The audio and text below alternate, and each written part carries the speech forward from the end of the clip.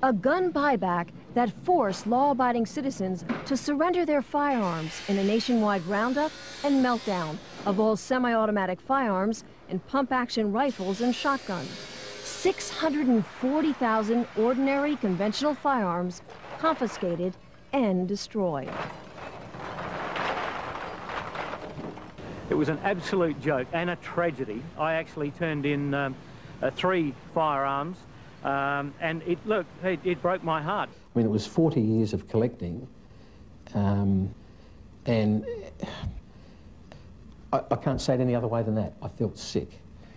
I had to hand them in, because if I didn't, I was going to jail. There's no ifs or buts about that.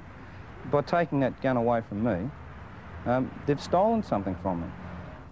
A right stolen by their government, promising safety in return for its gun bans. But now citizens know the frightening truth. The cost of lost liberty can be measured in the loss of life.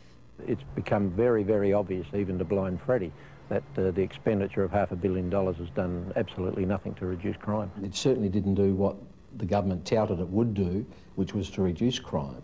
It hasn't done that at all. In fact, there's been more. This has been a lot of bull and hasn't really done much to help society and with its problems. Cold, hard facts the anti-gun forces can no longer escape. Armed robberies have skyrocketed, up 69%. Assaults involving guns rose 28%. Gun murders increased 19%. And a new phenomenon, home invasions jumped 21%. An increase politicians insist they can't explain because they're still trying to legally define what a home invasion is and what the penalty should be. Part of the difficulty is that there is no clear definition of home invasion in the law. Never cease to be amazed at the ingenuity of lawyers. If the politicians want a pay rise, boom, that's done in 20 minutes. But to define home invasion, what a joke. I have no trouble at all in defining what a home invasion is. I think if someone sets their foot inside your door uninvited, they are invading your home and your privacy. And victims who have survived home invasions don't need a definition. They've lived through hours of terror. Arthur Field was tied up, his hands and feet taped, his phone lines cut, while 2 robbers ransacked his house. And they jumped on me and knelt on my chest and grabbed me around the throat because I immediately started calling out, "Help."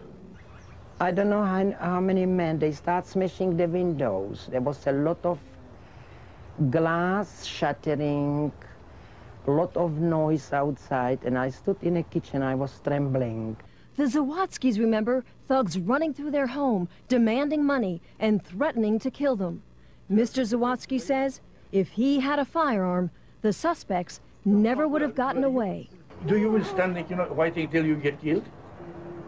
Or you will defend yourself? Tell me true, you will defend yourself. Scars that never heal, citizens left powerless. But it's criminals who have been empowered and emboldened by the new gun laws because the innocent can't fight back. What's happening today is that the offender, the bad guys, are happy to break into somebody's house. They're not frightened to break into somebody's house while they're at home. Citizens deny the right to protect themselves by a justice system that won't. Well, my opinion of the legal system here is it's absolutely weak. Weak as water. I mean, it's they've just got no backbone. That the sentencing for various crimes is just pathetic. And police who can't. They're undermanned and morale has never been lower. It's very bad at the moment. It's never been worse. Since 1993, we've had a real decrease in over 230 sworn police officers in this state. These policemen have joined the job, policewomen have joined the job to go out and do it, and they can't even attend at breaks or assaults because there's no vehicle to even get them there. I mean, that's just absolutely ridiculous. Gun laws that have backfired. And Australians who have been forced to hide behind bars and deadbolts. Some are even installing extensive security systems because the firearms they still own that haven't been banned have to be locked up, unloaded, and unavailable. I mean, get real. If I have someone break in here, I've got to go get the bolt, get the rifle, find the ammunition somewhere else, put it all together, and then defend myself if this other person's got a firearm that's going to threaten my life. No way, it doesn't bloody add up. A political fraud, gun bans that haven't made a difference, and gun owners now struggling to stop a growing momentum against them. The people pushing the removal of guns from the Australian society are already saying that's only the first step, publicly, that's only the first step. Now we want the handguns, we want every other firearm. They're warning to Americans, don't think it can't happen to you.